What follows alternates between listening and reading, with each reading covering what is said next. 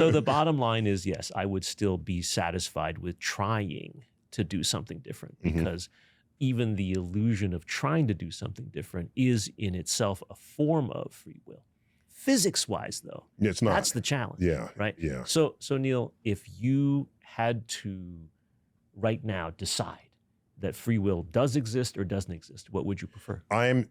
My thinking over the recent years, because I didn't used to think about this at all, my thinking over recent years is leaning towards the absence of free will for practically everything we think and do in our lives.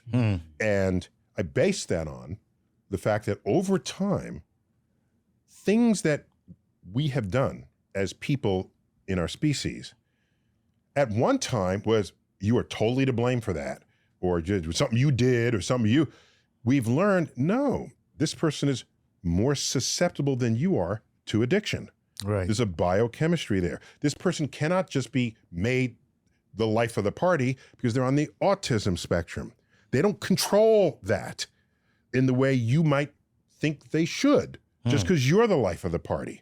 As you add up all of these things, let's go back to epilepsy, where before that was even a word, you were occupied by the devil. Did you do something bad? Or, well, you knew it was not, everyone knew you were not in control of it. But today, no one is saying, did you have the free will to not have an epileptic seizure? Of course not. Do you have the free will to not be depressed? The person who's ready to jump off the bridge, in that instant, do they have the free will to not jump off the bridge? I don't think so. And the more I add up and explore the human condition, I'm forced to conclude that the direction we are headed is that we are all products of an absence of free will. And as a result, society needs more compassion for people who do not otherwise fit in. See, I have the exact opposite position in my own mind. I feel that it is because of the absence of free will that you see in most behavior, that it is that 1% of free will activity that moves us in the right direction, bends us toward compassion, takes the arc of history toward justice.